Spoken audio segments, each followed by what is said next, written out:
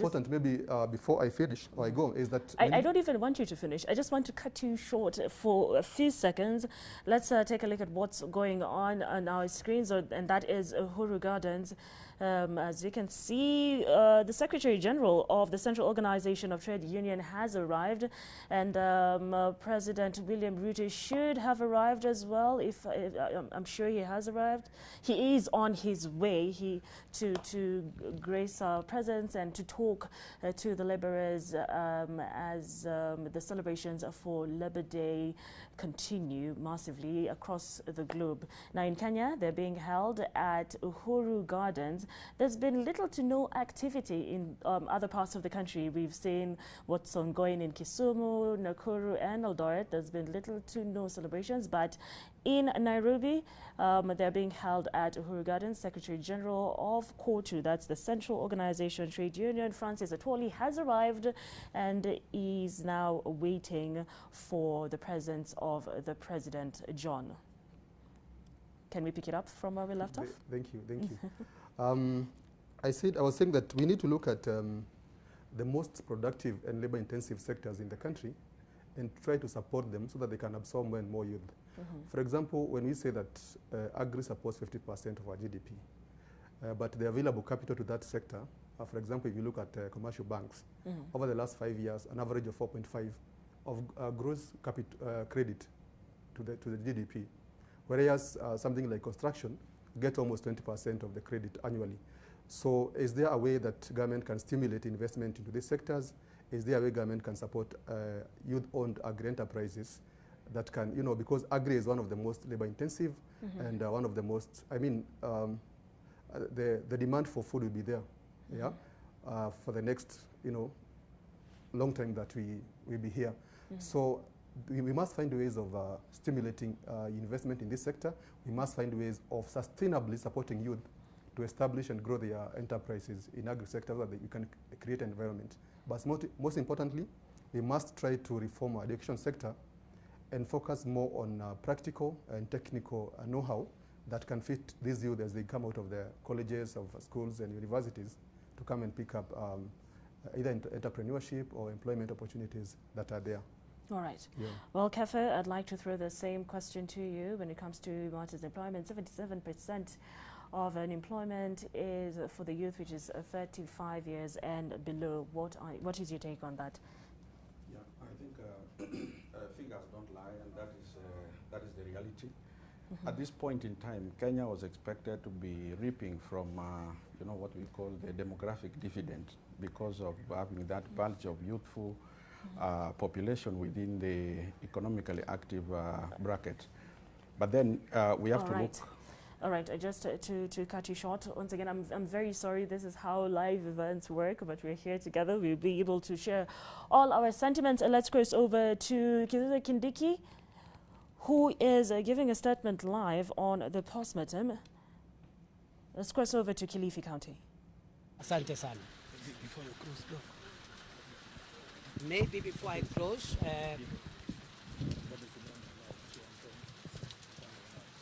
oh yeah, I'm just reminded the bodies are 109, but I thought there was maybe there's a discrepancy somewhere. There is no, okay, 109 by the time we close. Yeah. 109. Yes. Thanks for that clarification. And then Dr. Johnson Odwo, maybe you can say something so that we close. Thank you very much, Waziri. Bwana Waziri has said everything that we needed to say, but mine is just technical. We are going to be doing the autopsies in teams, and once we finish, we'll do the briefing as have been announced, so that now we can be able to tell you what is going on and what we are going to do next. That is all. Thank you. God bless you. Have a good day. Asante sana. Yes, Brenda. Yes, Brenda.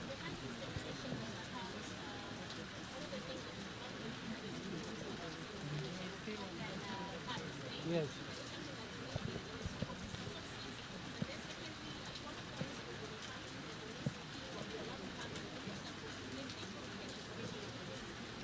I think the second question on when the families can be able to access information is a technical issue. Dr. Odwo will answer that. But the first one I will answer. because you asked whether if the theory of organ harvesting is proved, whether that is part of the scope of the investigation. Definitely. If any of our people have their organs missing, we'll tell the world. There is nothing we are hiding. That is the truth. And we'll have to find out why those organs are missing, who took them, and where. And therefore, this is a long and protracted process of accountability. I'm just praying for patience as we go step by step.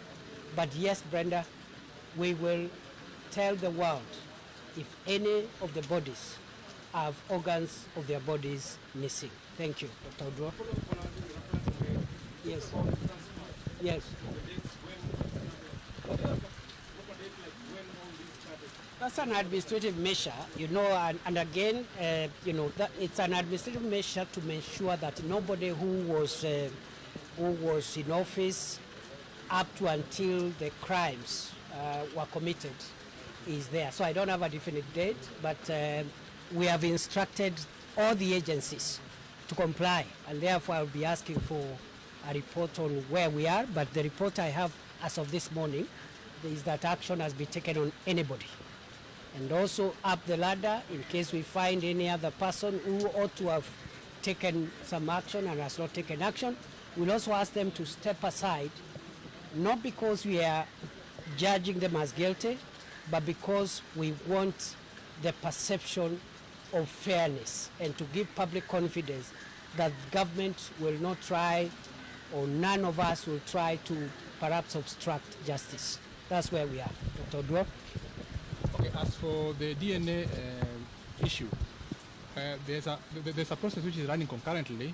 There's a Red Cross who established some tracing center where once we get to know the relatives who have reported the missing, they're going to submit their DNA to the government chemist, so that now when you take samples from the deceased, this will be matched, so that now we can know who belonged to who.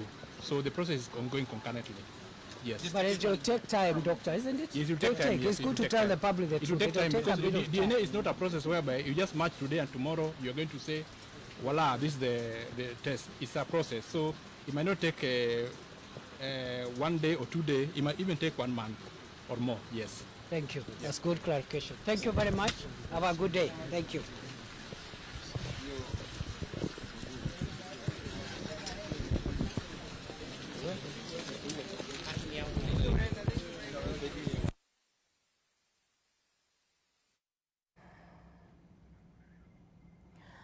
All right, those were sentiments, or rather, we were live in Kilifi County, and Interior CS Kithure Kindiki was bringing us up to speed on the happenings that are ongoing in Shakahola, where thus far 109 people, the death toll is, or rather the bodies that have been exhumed stand at 109.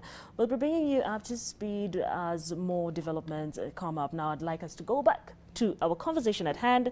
And Kithure, we were with you where you were telling us, or rather giving us your sentiments on the 77% of unemployed are the youth, and the youth are standing at 35 years and below. Let's finish. Yeah, thank you. I think as I was saying, and I'm sorry for what is happening in Kilifi. It's quite unfortunate. It shows that the economics, or the arms of economics, seem not to be serving Kenyans well, and so they are seeking refuge in spiritual economics. And sometimes this leads us to catastrophes like the one we are facing. Now, on youth unemployment, I was saying that, it's like we are operating on a three-wheel vehicle, because if about 40 or 55, almost 55% of the population segment is out of the labor market, that is where unemployment is highest, then we cannot be able to, operate at the optimum level of efficiency that we are supposed to do. But we also need to look at what is underlying this particular scenario. One, I want to applaud the government for the competence-based curriculum, and hope that it is not serving rhetoric, but it is serving a purpose of creating greater competency skills that actually meet the demands of the labor market. Number two, we need to look around what is the mechanics behind the job creation.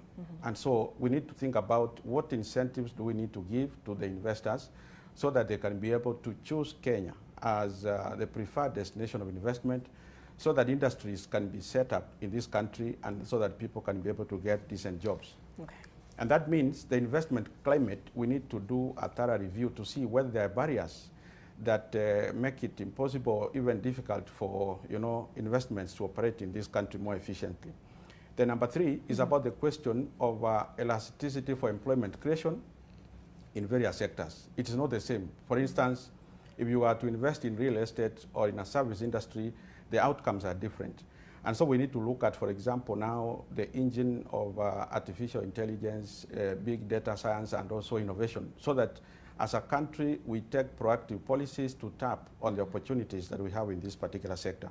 Right. Number four, it is more easily said that the youth need to be given resources for them to start to self-employ. Yet, these youths are ill-prepared in most cases, so we need to think about how do we make them prepared as entrepreneurs. All right. Just hold that thought. On our screens, as we can see, President William Ruto has arrived at Uhuru Gardens. He was received by the COTU Secretary General Francis Atwoli and the Labour Cabinet Secretary, that is Florence Bore. Earlier on, we also saw the presence of the Prime Cabinet Secretary Musalia Mudavadi. We should be, the President and the COTU Secretary General should be addressing us in just a bit. Back to you, Kefa. Thank you so much. So we need to look at segments of the economy that have